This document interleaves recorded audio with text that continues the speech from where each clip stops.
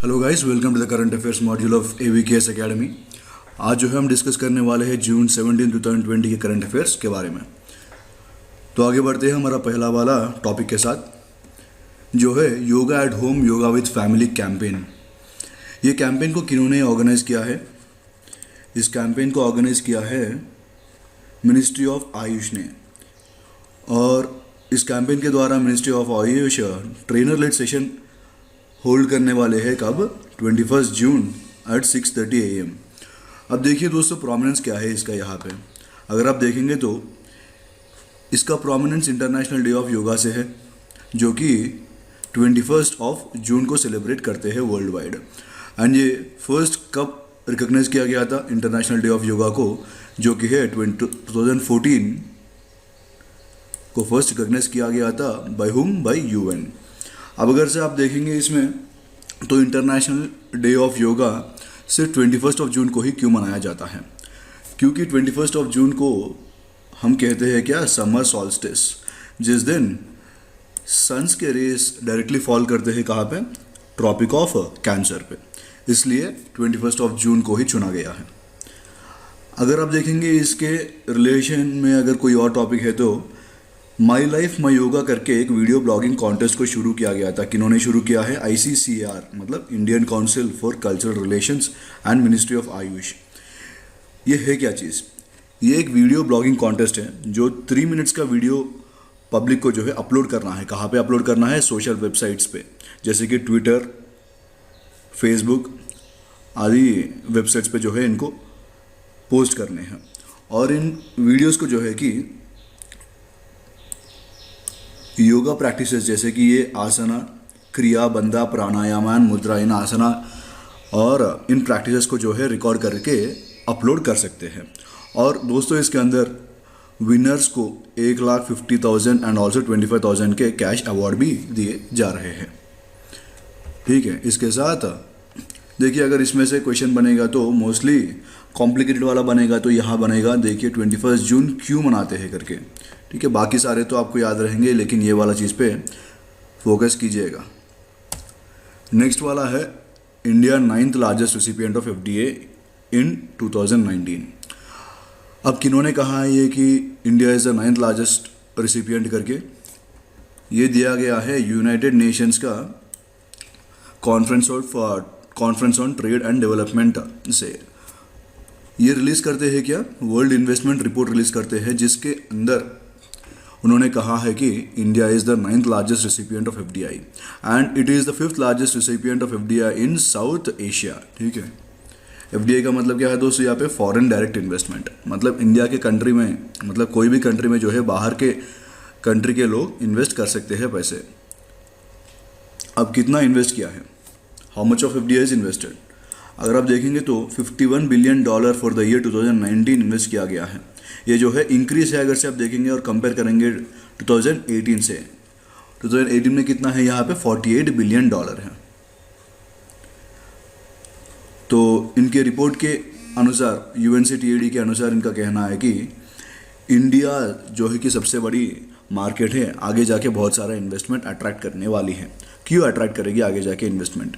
क्योंकि चाइना में अभी जो पैंडेमिक आया था, जो इनिशिएट हुआ था चाइना के वुहान सिटी में, जिस वजह से FDI जो है वहाँ के बाहर के देश क्या कर रहे हैं, FDI वहाँ से निकाल के दूसरे देश में निवेश करने का प्लान कर रहे हैं। जैसे कि जापान निकाल दे चुकी है और USA भी निकालने की प्लान कर रही है। तो इंडिया बन सकता है सबसे लार्जेस्ट मार्केट इसके लिए। अलग अलग स्टेट्स जो है इसके लिए अलग अलग पॉलिसीज बना रहे हैं। अब देखिए इसके रिलेवेंस में अगर कोई टॉपिक देखेंगे तो हम रेमिटेंसेस के बारे में दिखेगा हमें। वर्ल्ड बैंक जो है कहती है India is the largest receiver of remittances. कितना रिसीव कर रही है? $83 बिलियन। कब? लास्ट ईयर 2019 में जो है $83 बिलियन का रेमिटेंस रिसीव कर चुके हैं इंडिया। उसी वर्ल्ड बैंक कह रही है कि अभी का रेमिटेंस जो है इंडिया का ड्रॉप होने वाला है। क्यों ड्रॉप होगा? क्योंकि आपको पता ही है बाहर से इंडियंस को जो है कि इंडिया में ला रहे हैं। पिछले वाले वीडियो में भी हम लोगों ने डिस्कस किया था कैसे बाहर के इंडियंस को इंडिया के अंदर लाया जा रहा है मिनिस्ट्री ऑफ एक्सटर्नल अफेयर्स के द्वारा। अब ये न्यूज़ तो बहुत ही प्रोमिनेंस में है। कौन सा ये इंडिया चाइना बॉर्डर कॉन्फ्लिक्ट के यहाँ पे आर्मी ऑफिसर और 2 जवान शहीद हो चुके हैं। उनके नाम है colonel B Santosh Babu, Havildar Palani and Sipahi Ojha. ये मार्टर कैसे हुए हैं? कोई गोली बारूद चली नहीं यहाँ पे, लेकिन पत्थर और दूसरे वेपन्स के साथ यहाँ पे हाथापाई हुई थी। कहाँ पे हुआ था ये हाथापाई? गालवान वैली में। जैसे कि आप यहाँ पे देख सकते हैं गालवान वैली। ये Galwan valley is a point on LAC line of actual control पे ये गालवान वैली है, यहाँ पे है ये फेस ऑफ पॉइंट। प्रॉब्लम क्या है यहाँ का? तो ये प्रॉब्लम यहाँ का ये है कि ये सेटल्ड बाउंड्री रीजन है नहीं इंडिया और चाइना का। बहुत सारे अलग से फेस ऑफ पॉइंट्स हो चुके हैं इससे पहले भी, जैसे कि नाथुला में हुआ था 2017 में डोकलाम इश्यू, जैसे कि आप जानते हैं। और अभी पैंगोंग सो लेक के पास भी यहाँ पे रहता है दोस्तों, पैंगोंग सो लेक, यहाँ पे भी फेस ऑफ हो रहा है, जो है कि बॉर्डर इंडिया चाइना का पैंगोंग सो लेक के बीच में से पास होती है यहाँ पे। और चैंग चिन्मो करके बैरियर है, बैरन माउंटेन है यहाँ पे, जहाँ अगर से आप लोगों ने न्यूज़ में कहीं पढ़ा है फिंगर्स करके, फिंगर 2 एंड फिंगर 8, जो है कि इंडिया क्लेम करती है फिंगर 2 एंड चाइना क्लेम करती है कि बाउंड्री स्टार्ट होती है फिंगर 8 से। वो वाला चैंग चिन्मो रीजन है यहाँ पे। फिंगर 2 और फिंगर 8 का मतलब ये है दोस्तों, ये बैरन माउंटेन का जो प्रोजेक्शंस है, जैसे कि यहाँ लैंड पे प्रोजेक्शंस होते हैं इसके फिंगर के शेप में आते हैं। इंडिया क्लेम करती है कि फिंगर 2, जैसे कि ये वाला समझ लीजिए फिंगर 2 यहाँ पे है तो बाउंड्री स्टार्ट होती है यहाँ से, और चाइना क्लेम करती है कि फिंगर 8 अगर से है ये वाला फिंगर 8 तो यहाँ से बाउंड्री स्टार्ट होती है करके। अभी इंडिया का जो पोजीशन है वो है फिंगर 4 तक होल्ड करके रखा है इंडिया ने। और आपको बताइए 1962 का जो कॉन्फ्लिक्ट है इंडिया एंड चाइना का अरुणाचल प्रदेश को लेके, वहाँ पे भी क्लेम करता है चाइना की 20,000 स्क्वायर किलोमीटर जो है चाइना का ही है करके। ठीक है दोस्तों, ये है details regarding India China conflict. अभी नेक्स्ट टॉपिक हमारा है India's 5th recession since independence. This is the 5th recession that is undergoing by India, that is undergoing in India because of what, कोविड-19 के वजह से जो है रिसेशन इंडिया में चल रहा है। किन्होंने दिया है ये? RBI ने दिया है ये। पहले के रिसेशन कब हुए थे? बाकी के 4 1958 में एक हुआ था, 1966 में एक हुआ था, 1973 में और 1980 में। पहली बात तो हम देखेंगे रिसेशन होता क्या है यहाँ पे। रिसेशन का मतलब है किसी कंट्री में अगर इकोनॉमिक एक्टिविटीज़ फॉल हो रहे हैं तो उसे कहते हैं हम रिसेशन, जिसकी वजह से क्या होगा, सेल्स कम होंगे, इनकम कम हो जाएगी, एम्प्लॉयमेंट कम होगी, और जिसकी वजह से बहुत सारे प्रॉब्लम्स फेस करने को मिलेंगे। एम्प्लॉयमेंट कम होगी तो ऑब्वियसली इनकम भी कम होगी। और कॉजेस ऑफ रिसेशन अगर से देखेंगे, पहले वाले ये जो रिसेशन हुए हैं इनके बिहाइंड कॉजेस क्या है करके। उस टाइम पे जो है सिर्फ नेगेटिव ग्रोथ चल रहा था रिसेशन के टाइम पे। ग्रोथ अगर इंडिया की अभी की ग्रोथ अगर से देखा जाए तो बहुत सारे एजेंसीज दे रहे हैं कि इंडिया का ग्रोथ जो है पॉजिटिव होने वाला है, 4 to 5% के बीच में होगी। वर्ल्ड बैंक ने भी दिया था। तो 1958 के टाइम पे अगर से आप देखेंगे तो GDP ग्रोथ था -1.2। रीज़न क्या था क्राइसिस का? बैलेंस ऑफ पेमेंट क्राइसिस था। बाहरी देशों के साथ जो है क्राइसिस को हम बैलेंस ऑफ पेमेंट क्राइसिस कहते हैं। 1966 का जो प्रॉब्लम था वो था ड्रॉट का, जब GDP ग्रोथ था -3.6% का। ड्रॉट, यहाँ पे ड्रॉट का डेफिनेशन अगर से आप देखेंगे तो 26%, अगर से 26% से लेके 50% तक का डेफिसिट हुआ रेनफॉल में तो उसे कहते हैं हम क्या? Moderate drought. अगर 50% से ज़्यादा ड्रॉट हुआ तो उसे कहते हैं हम severe drought. The third thing, the prominent one is hydrological drought. ये कहाँ पे है?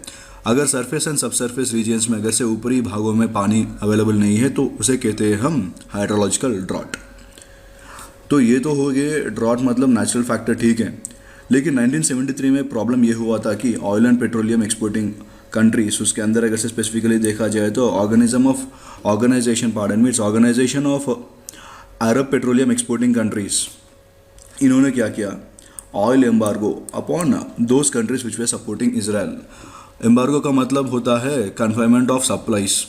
इंडिया को क्या किया इन्होंने? जैसे कि इंडिया उस टाइम पे इजराइल को अगर सपोर्ट कर रही थी तो उन्होंने UAPEC ने इंडिया को जो है सप्लाई बहुत ही कम कर दिया था, जिसके वजह से क्या हुआ, वहाँ पे 400% of increase in rate of oil हो चुका था उस टाइम पे। इस वजह से जो है रिसेशन आया था 1973 में। अगर आप देखेंगे 1980 में तो सिमिलर ऑयल शॉक लगा था। क्यों लगा था? क्योंकि ईरान जो है रेवोल्यूशन हो रहा था ईरान में, जिस वजह से इंडिया को जो है ऑयल का शॉक लगा था। अभी का जो है प्रॉब्लम आप पता ही है आप लोगों को क्या है, वो कोविड-19 के वजह से अभी प्रॉब्लम चल रहा है। अब देखेंगे हम NIRF रैंकिंग के अंदर NIPER का क्या है, रैंक बहुत ही हाई हो चुका है, सडन इंक्रीज इन क्वालिटी, जिसके वजह से रैंक का भी बहुत ही उछाल हो चुका है, उनका इम्प्रूवमेंट देखने को मिल रहा है NIPER में। तो पहले देखते हैं क्या है NIRF करके। NIRF का मतलब नेशनल इंस्टीट्यूट रैंकिंग फ्रेमवर्क। इसके पहले के वीडियोस अगर से आप फॉलो कर रहे हैं तो आप देखेंगे वहाँ पे NIRF क्या है, उनके रैंकिंग क्या क्या दिए गए हैं करके। ठीक है, अभी के लिए ओवरव्यू देखते हैं इसका। 2015 में जो है NIRF का इंसेप्शन हुआ था। किन्होंने दिया है ये? Ministry of human resource and development ने स्टार्ट किया था। और 2016 में अगर से आप देखेंगे तो इसका रैंकिंग फ्रेमवर्क स्टार्ट हुआ था। अभी के रैंकिंग के हिसाब से IIT मद्रास टॉप पे है और सेकंड पोजीशन पे कौन है? IISc बैंगलोर। अब देखेंगे NIPER के बारे में। NIPER का मतलब क्या है यहाँ पे? National institute of pharmaceutical education and research. क्या है? National institute of pharmaceutical education and research. Focus कीजिए यहाँ पे फार्मास्यूटिकल एजुकेशन पे। क्यों? देखेंगे NIPER अहमदाबाद का मतलब यह है, ये टॉप पे है, इसीलिए इसका स्पेसिफिकली मेंशन किया जा रहा है। NIPER अहमदाबाद और NIPER हैदराबाद 8th पोजीशन पे है। NIPER किसके अंदर आएगी? है NIPER आएगा ministry of chemicals and fertilizers, department of pharmaceuticals के अंदर आती है ये NIPER। इसके 7 इंस्टीट्यूट्स है जो है कि आप देख सकते हैं, मोहाली, रायबरेली, गुवाहाटी, कोलकाता, अहमदाबाद, हैदराबाद और हाजीपुर में। अब NIPER प्रोमिनेंट है किस लिए? जैसे कि आप देख सकते हैं कोविड-19 का जो प्रॉब्लम चल रहा है, जैसे कि आप जानते हैं प्रॉब्लम के बारे में। इसमें इश्यू क्या है? Qualified medical and paramedical professionals की कमी बहुत ही देखा गया था। इस वजह से रिसर्च एंड डेवलपमेंट में भी प्रॉब्लम आ रहे थे। तो ये फार्मास्यूटिकल एजुकेशन के वजह से क्या होगा, जैसे कि रैंकिंग का बढ़ावा हो गई है, आगे जाके अगर से कोई ऐसे सिचुएशन फेस करना हो तो हमारा इंडिया जो है रेडी रहेगा। इसीलिए इंपॉर्टेंट है यहाँ पे NIPER का। और तो और दोस्तों आप देखिए NIRF का प्रोमिनेंस क्या है, रैंकिंग देने से फ़ायदा क्या होगा इंस्टीट्यूशंस का। तो NIRF के रैंकिंग की वजह से इंस्टीट्यूट ऑफ एमिनेंस स्कीम करके एक स्कीम है, जहाँ पे पब्लिक को जो है मतलब इंसेंटिव मिलता है। पब्लिक इन द सेंस यहाँ पे इंस्टीट्यूट्स को जो है इंसेंटिव मिलता है। इसके बारे में पुराने वाले वीडियोस के एक बार आप प्रेफर करेंगे तो इन डिटेल जान पाएंगे क्या इंसेंटिव मिलता है उनका। ठीक है, एक बार अब पुराने वाले वीडियोस को जो है फॉलो अप कीजिएगा। अब देखिए इंडिया समन्स पाक चार्ज डी अफेयर्स, ये है अभी जो चल रहा है टॉपिक का। चाइना के साथ भी प्रॉब्लम चल रहा है और साथ ही साथ पाकिस्तान के भी साथ प्रॉब्लम चल रहा है। टेररिस्ट को जो है गन डाउन कर रहे हैं कहाँ पे? जम्मू एंड कश्मीर रीजन में। सो नॉर्थर्न रीजन में बहुत सारे, जम्मू एंड कश्मीर के ईस्ट एंड वेस्ट साइड में बहुत सारे प्रॉब्लम चल रहे हैं आजकल। तो ये पहली बात तो चार्ज डी अफेयर्स है क्या? फ्रेंच वर्ड है दोस्तों ये charge d'affaires. According to charge d'affaires होता क्या है, डिप्लोमेट को जो है कि आप अपना रिक्वेस्ट भेज सकते हो। अगर किसी कंट्री में एम्बेसडर है नहीं तो उस कंट्री का डिप्लोमेट को जो है आप संदेशा भेज सकते हो। वो होता है charge D affairs regarding any issue. अब यहाँ पे देखेंगे क्यों ये चार्ज डी अफेयर्स इंडिया ने समन किया है पाकिस्तान को। यहाँ पे पाकिस्तान ने क्या किया है, इट्स अब्डक्शन और टॉर्चर कर रहे हैं किन्हें? हाई कमिश्नर जो इंडिया के हैं उन्हें जो है कि अब्डक्शन करके टॉर्चर कर रहे हैं, किडनैप किया है उन्हें और टॉर्चर कर रहे हैं। कौन कर रहे हैं? ये पाकिस्तानी सिक्योरिटी एजेंसीज। और ये समन्स किन्होंने जारी किया? यहाँ पे मिनिस्ट्री ऑफ एक्सटर्नल अफेयर्स ने जो है ये समन्स जारी किया है। वायलेशंस बाय पाकिस्तान क्या है? अब ये समन क्यों चार्ज किया है इंडिया ने? क्योंकि पाकिस्तान जो है वायलेट कर रही है वियना कन्वेंशन को। वियना कन्वेंशन क्या कहती है, यहाँ पे डिप्लोमेटिक रिलेशंस का कन्वेंशन है 1961 में जो दिया गया है। इस डिप्लोमेटिक कन्वेंशन के द्वारा डिप्लोमेट्स को जो है कि ऐसे टॉर्चर नहीं कर सकते हैं और उन्हें सही सलामत इंडिया को सौंपना पड़ेगा। इसके अलावा दूसरा वाला भी एक कन्वेंशन या कह सकते हैं अग्रीमेंट है इंडिया एंड पाकिस्तान के बीच में, जिसे कहते हैं code of conduct for treatment of diplomatic and consular personal in India and Pakistan. ये 1992 में साइन हुआ था। अगर से आप देखेंगे यहाँ पे कॉन्सुलर पर्सनल का ट्रीटमेंट जो है सही तरह से करना करके इनका कोड ऑफ कंडक्ट है। और पाकिस्तान तो जाना जाता है किसके लिए, वो हर रूल को ब्रेक करने के लिए। तो ये फिर रीअफर्म किया गया था कब, मार्च 2018 में। अगर कोई रिलेटेड इश्यू हम देख सकते हैं, जोड़ सकते हैं इससे, तो है वो कुलभूषण जाधव केस। आप जानते हैं कुलभूषण जाधव केस प्रॉब्लम चल रहा है इंटरनेशनल कोर्ट ऑफ जस्टिस में। क्या है प्रॉब्लम उनका, अभी काउंसलर एक्सेस पहले तो दिया नहीं जा रहा था उनका, और हैंग करने का फास्ट प्रोसेस कर दिया था उन्होंने, लेकिन इंडिया ने उसके ऊपर जो है स्टे लेके आया था। तो तब भी ये है वियना कन्वेंशन का जो है उन्होंने पालन नहीं किया था, जिसकी वजह से इंटरनेशनल कोर्ट ऑफ जस्टिस ने स्टे जारी किया था इस पे। Now something regarding change of colour, किस चीज़ का, लोनार लेक का कलर जो है कि चेंज हो रहा है। तो इससे प्रॉब्लम क्या है, लेक का जब कलर चेंज हो रहा है तो उसके बिहाइंड क्या प्रॉब्लम होगी, एनवायरमेंटल इश्यूज होंगे। हाई कोर्ट ने इसीलिए नीरी से and geological survey of India से जो है कि रिपोर्ट मांगा है कि क्यों ये चेंजेस आ रहे हैं। साथ ही साथ जजेस भी जाएंगे वहाँ पे लेक के पास देखने के लिए कि प्रॉब्लम क्या है वहाँ का करके। नीरी का मतलब दोस्तों यहाँ पे क्या है, national environment engineering research institute. कहाँ पे है ये, नागपुर में है। अब पहली बात तो ये लोनार लेक क्रिएट कैसे हुआ था। ये लेक तो है क्या, क्रेटर का मतलब क्या है दोस्तों, वहाँ ऊपर का जो है वॉल्केनो का ऊपरी पार्ट जो है एरोड हो जाए तो उसे कहते हैं हम क्रेटर। ये ऐसे फॉर्म हुआ था यहाँ पे एस्ट्रॉयड का बाहर का जो है एस्ट्रॉयड आके कोलाइड हुआ था प्लीस्टोसिन एपोक के टाइम पे लैंड पे, जो उसकी वजह से डैम्पनिंग एरिया बन गया जिसे हम लोनार लेक कहते हैं। पानी हो फिर बारिश हुआ उसमें अंदर पानी सिमट गया। The prominence of Lonar lake यहाँ पे अगर देखेंगे तो ऊपरी हिस्सा जो है वो ग्लास फॉर्मेशन है। कहाँ का ऊपरी हिस्सा, बेडरॉक ऑफ लोनार क्रेटर, वो सरफेस जो है ग्लास फॉर्मेशन है। ये वाला ग्लास फॉर्मेशन आप कहीं और देख नहीं सकते हैं, सिर्फ आप देखेंगे कहाँ पे, ये अर्थ पे कहीं और देख नहीं सकते हैं, सिर्फ यहाँ पे देखने को मिल रहा है। और तो और आपको सिर्फ मून पे देखने के लिए मिलेगा ये वाला फीचर, ठीक है